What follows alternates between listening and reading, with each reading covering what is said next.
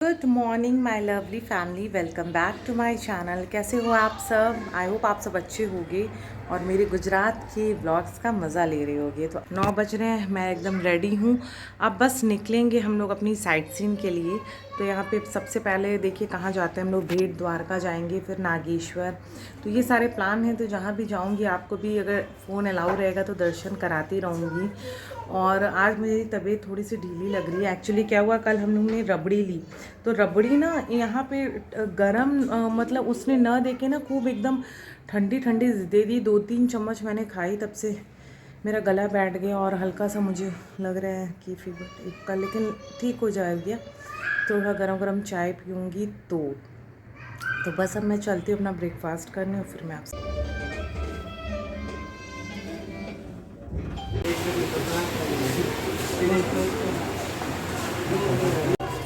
चल। तो बस रास्ते में चलते चलते मुझे पता चला कि यहीं पे जो टाटा सॉल्ट की जो ब्रांड है, उनकी जो इंडस्ट्री है उसका हेडक्वार्टर यहीं पे था। तो ये देखिए सामने लिखा भी है ना टाटा, और हो भी क्यों ना भाई, गुजरात में नमक का रेगिस्तान है तो ये सब तो मिलेगा ही आपको। और बस फिर देखिए हम लोग बस भेट द्वारिका के लिए हम लोग अब बोट में बैठेंगे ही। और ये बाहर ये कुछ ये सब मिल रही थी, हैट मिल रही थी, ग्लासेस मिल रहे थे, सन ग्लासेस। तो मैंने भी मीठी को दिलाया है जो मैं आगे दिखाऊंगी। बहुत ही कड़ी धूप है और भीड़ भी बहुत ज़्यादा है। तो ये देखिए भेट द्वारिका का ये ब्रिज है और आसपास कितनी बड़ी बड़ी नाव थी। तो ये मछुआरों की जो नाव होती है ना, जो लोग मतलब मछली पकड़ के फिर वो लोग ट्रांसपोर्ट करते हैं यहाँ से वहाँ, ये उस प्रकार की नाव थी। और बस अब हम लोग शिप पे बैठ गए हैं, मतलब बोट पे, ये बड़ी वाली पे। तो देखिए कितनी भीड़ थी यहाँ पे।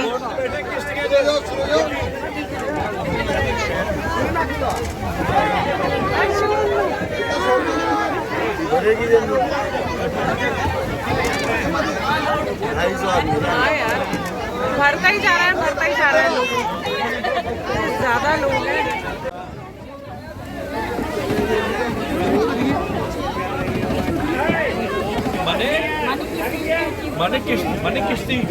तो बस अब नाव देखिए हमारी स्टार्ट हो गई है। और नाव स्टार्ट होते ही जो मेन अट्रैक्शन है वो है ये पक्षी।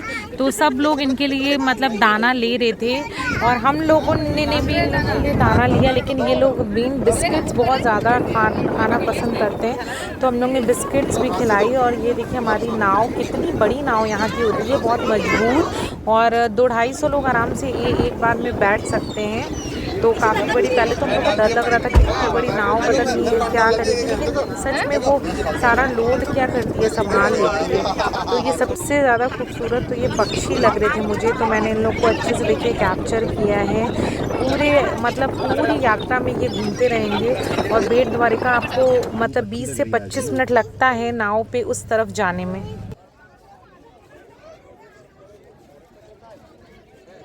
तो बस देखिए हम लोग उस साइड पहुंच चुके हैं भेट द्वारिका में। और भेट द्वारिका का महत्व ये है कि यहाँ पे ही श्री कृष्ण की भगवान मतलब सुदामा जी से भेंट हुई थी, मतलब मुलाकात हुई थी।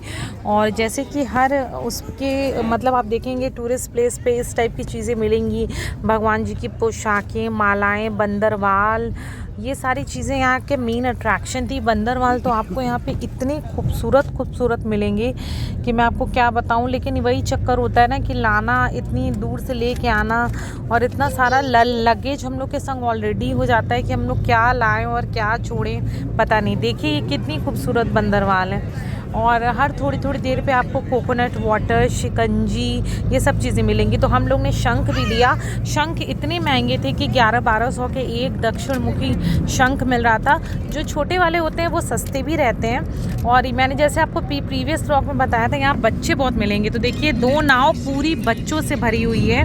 और फिर मैं आ गई थी गोपी तालाब का दर्शन करने। यहाँ पे गोपियाँ नहाती थीं। तो ये छोटा सा तालाब है और इसके किनारे पे ही 2 मंदिर ये देखिए बने हैं, राधा कृष्ण का, और साथ में गोपियाँ भी हैं। तो बस ये हम लोग ने अच्छे से दर्शन किया और फिर हम लोग वापस आ गए हैं, कार में बैठ गए हैं नागेश्वर धाम के लिए। तो बस हम लोग पहुंच गए हैं नागेश्वर धाम, जो कि 12 ज्योतिर्लिंग में से एक है। और अच्छी बात ये है यहाँ फ़ोन अलाउ है, तो जितना हो सकेगा मैं बना लूँगी।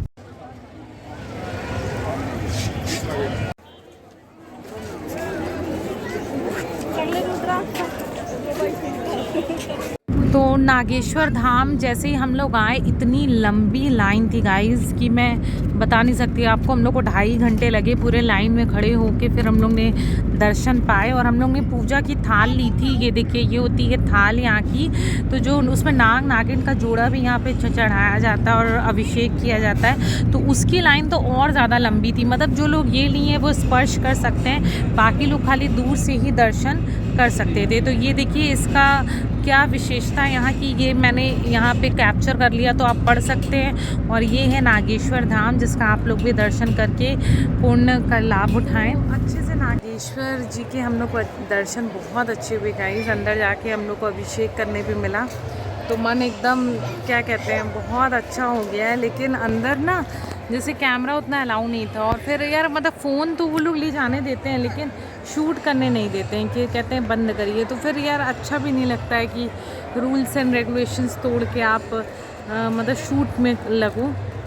तो यहाँ पे जो शंकर भगवान है वो नाग रूप में विराजमान है, और देवी जी को नागिन मतलब कहते हैं यहाँ पे ना नाग नागिन का जोड़ा चढ़ाना शुभ माना जाता है, तो ऐसी मान्यता है। तो बहुत अच्छा लगा दर्शन करके, मज़ा आ गया। लेकिन इतनी लंबी लाइन थी गाइस कि एकदम मेरे पैरों में दर्द हो गया, पैरों में थोड़ा सा मुड़ गया था, तो मूंछ भी आई हुई है, तो इस कारण मैं बहुत ज़्यादा खड़ी होती हूँ तो मुझे दर्द होने लगता है। तो यही है, अब अंश गए स्लीपर्स चप्पल स्टैंड के वहाँ पे वो चप्पल लाने, और फिर हम लोग यहाँ से निकलेंगे। तो हम लोग फिर आ गए हैं, हाँ मैं ले रही हूँ गाइस। हम लोग फिर आ गए हैं द्वारकाधीश के दर्शन करने, क्योंकि मैंने आपसे कहा ना कहीं भी जाओ तो कई बार जितनी बार हो सके दर्शन कर लो, फिर पता नहीं मौका मिले ना मिले।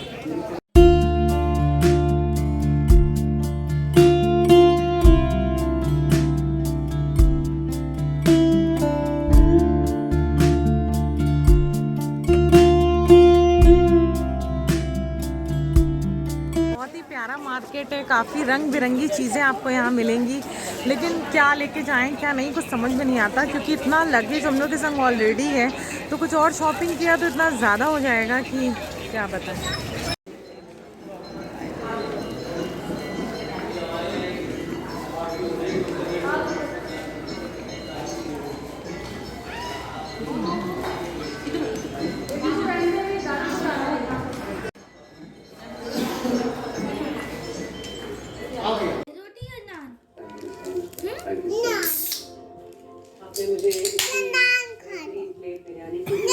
तो डिनर वगैरह हम लोग का हो चुका है गाइस, और बस इस व्लॉग को मैं यहीं पे एंड करना चाहती हूँ।